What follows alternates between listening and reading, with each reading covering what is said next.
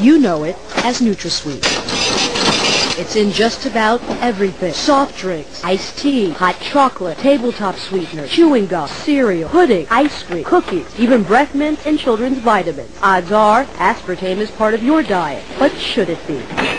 It should be withdrawn from the market. Look at this. A summary of nearly 10,000 complaints filed with the Food and Drug Administration since 1980 by people just like Edith Johnson. I was horrified. I was panic-stricken. I was perspiring. I was scared to death on that night. Edith says she'll never forget it.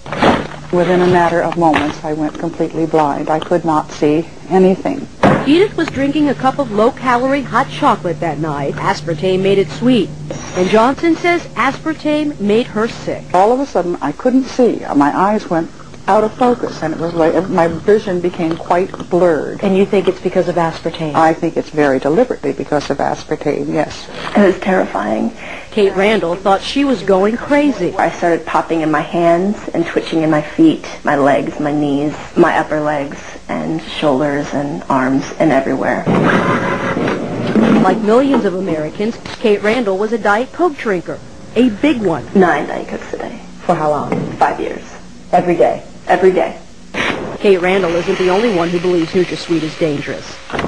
Dozens of web pages warn against the ill effects of aspartame. One of them is supported by this man, Dr. H.J. Roberts, a private physician and author of several articles and books on aspartame. Somebody has got to put this out and say, be careful. Roberts calls aspartame an ignored epidemic. Is that I have over 1,300 in my own database that people have had terrible reactions to products containing aspartame. Dr. Olney, do you think that aspartame should be on the market today? No, Why not?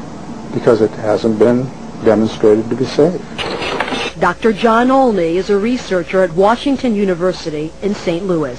I fed aspartame to infant mice and found that it produced the same kind of brain damage. That it indicates that if there's an adverse effect, a serious adverse effect in the animals, and if that adverse effect is absolutely proven in the animal research, then it should not be approved for human use. Dr. Olney took his findings to the Food and Drug Administration as Cereal, the company that developed aspartame, pushed to get the new sweetener to market. The FDA looked at the research and in 1975 put aspartame's approval on hold. It set up an independent panel of doctors to study aspartame. In 1980, that Public Board of Inquiry unanimously ruled aspartame should not go on the market.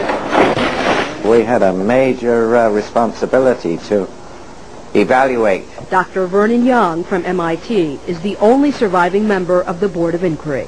Our conclusion was that on the basis of the evidence presented at that time, we weren't able to assure ourselves of the safety of aspartame in that particular context, and that we advised the need for additional studies.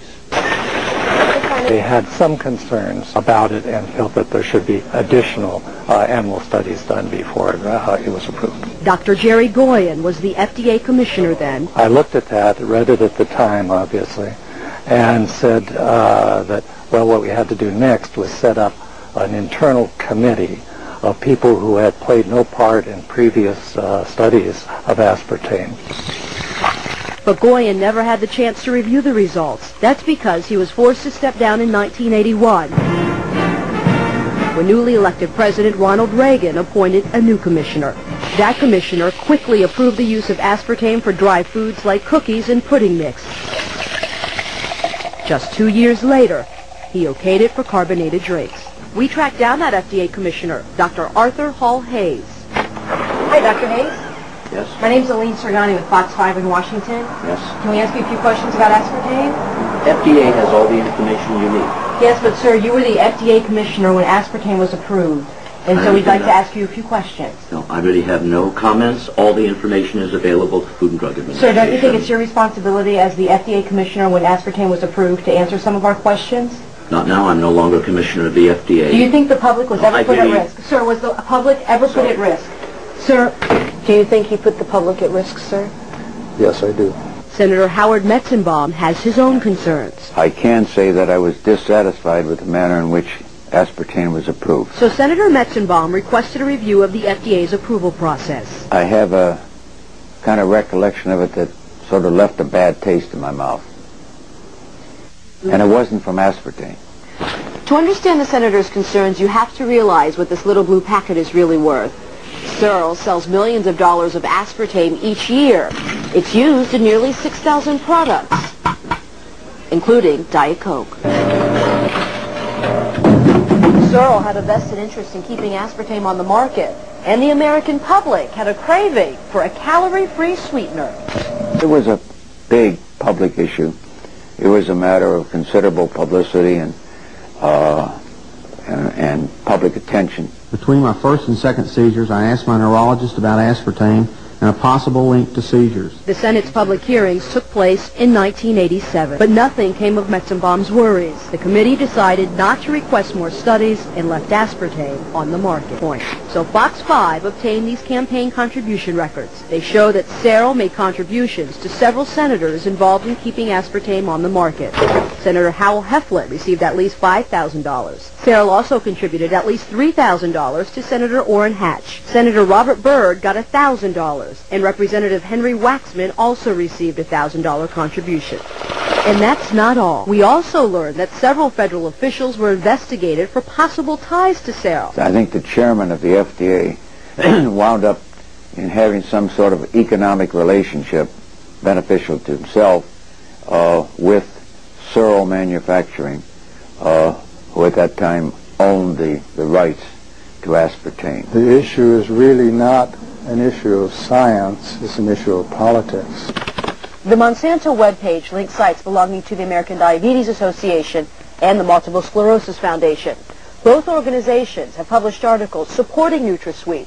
Monsanto does not mention its large contributions to both nonprofit groups. Not enough is known about NutraSweet. Edith Johnson just wants the FDA to order more studies. So do the hundreds of people who continue to file complaints. So many, the Department of Health and Human Services has identified 91 symptoms by complainants attributed to aspartame use. The #1 reported symptom is headaches. Some of the other most reported symptoms are dizziness, mood changes, nausea, and stomach pain. Absolutely, I think the FDA should revisit this issue. But for now, the FDA has no plans to revisit the issue. The agency wouldn't even designate someone to speak with us on camera. But FDA officials did recently speak with members of the Aspartame Consumer Safety Network. James Turner and Mary Stoddard say they've been trying for years to convince the FDA that aspartame should be taken off the market, but their most recent attempt failed. They barely acknowledge the possibility that some people may be harmed. Their basic position is that in everything they've looked at, all the data has come in, and there's nothing, zero, that suggests to them that there's any problems.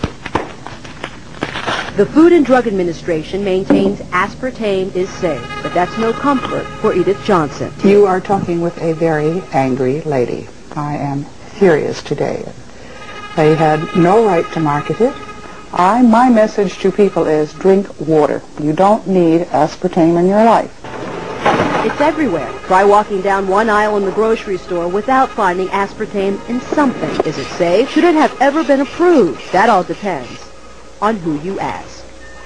What would you like to tell people about aspartame?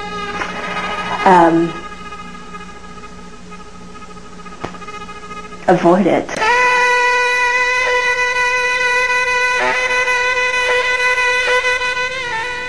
FDA representatives would not speak to us on camera, but they did send us this statement. In it, the agency stands behind its decision. The statement then goes on to say the FDA remains ready to act if it receives what it considers to be credible scientific evidence. But until then, NutraSweet will remain on the shelves of your grocery store.